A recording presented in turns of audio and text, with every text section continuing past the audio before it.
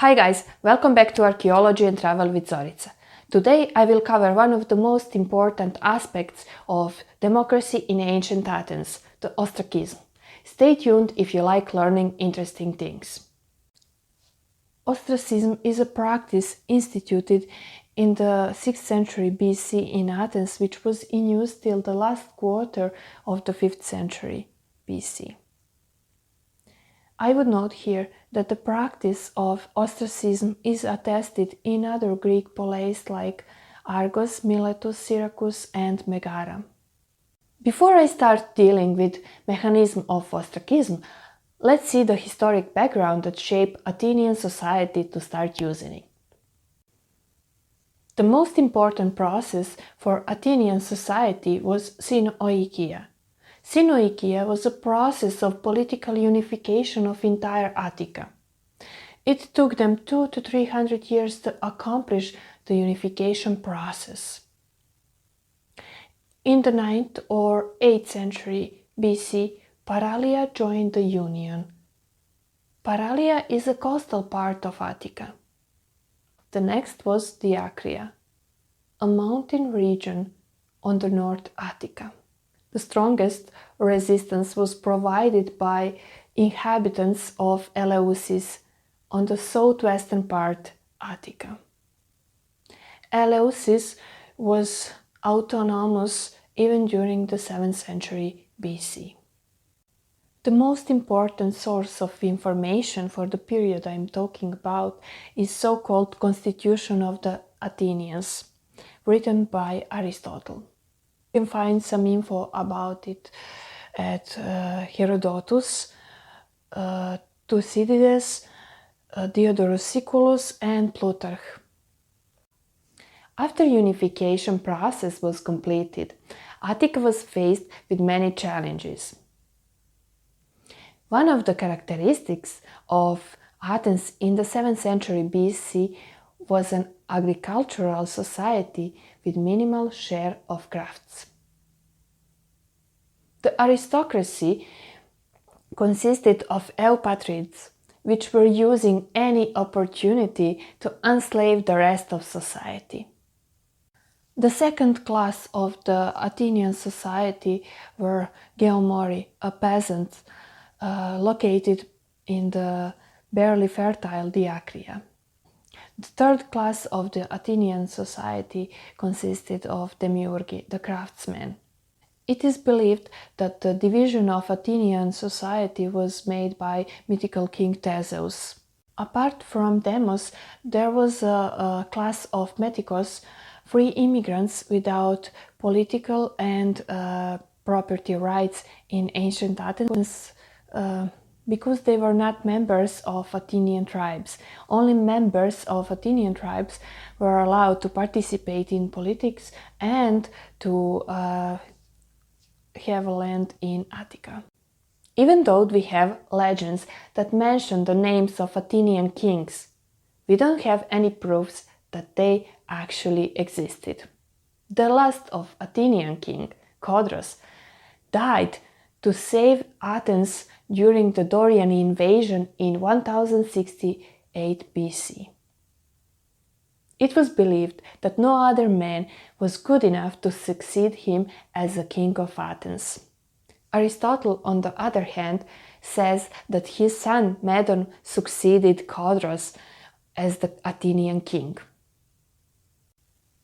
After abolition of kingship in ancient Athens, political rule passed into the hands of 9 archons. Archons were members of eupatrids, and the oldest archons gave the name to the current year. A very important part in ancient Athenian society had areopagus. We have to bear in mind that the areopagus was another mechanism of aristocratic rule, because the members of areopagus were old archons. After the National Assembly lost its power, the demos lost its instrument to fight for rights. That is why we see 7th and 6th century BC as battlefields between demos and aristocracy. It culminated with fight against tyrants and establishing the democratic rule in ancient Athens. Cleisthenes' reform from 509 BC marked the end of clan-based society in Athens and rising of citizen assembly. The division of Attica into 10 territorial units broke the clan ties, leaving the aristocracy without the influence. In an attempt to diminish the influence of followers of tyranny, he created many important institutions like Council of 500, Collegium of 10 Apodecans, which were nothing but the magistrants of finances, 10 Strategos, and Supreme Court Heliaea. Ostracism represents a kind of punishment from the ancient Athenian society. As a part of his reform, Cleisthenes divided a year into 10 prytany. Each prytany lasted 35 or 36 days. After the 6th prytany, which corresponds to our year, they asked the question, should we undertake the ostracism?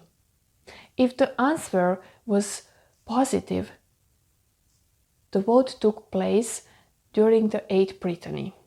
It took minimum of 6,000 votes to declare ostracism regular.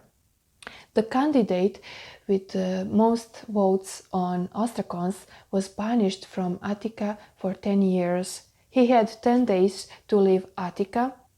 I must note here that ostracism as a banishment did not include losing political nor property rights. Ostracons were pottery shreds, mainly a bottom of the vessel, used for incising the name of candidate for ostracism.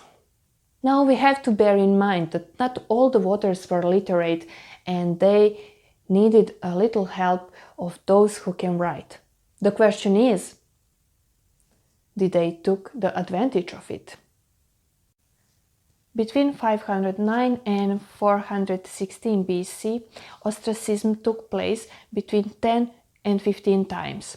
How do we know about it? Well, during the archaeological excavation in Kerameikos and proximity of Acropolis, archaeologists have discovered tens of thousands ostracons inscribed with names of candidates.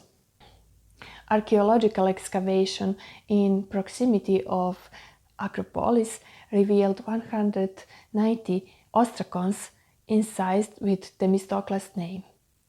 The truth is that those ostracons were hidden, and during the handwriting analysis it was concluded that 14 persons incised all 190 ostracons.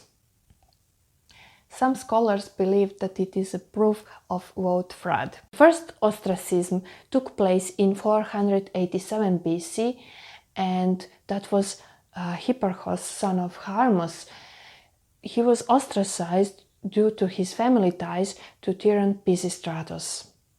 We even have an account that one person was ostracized twice. That was Megacle, son of Hippocrates.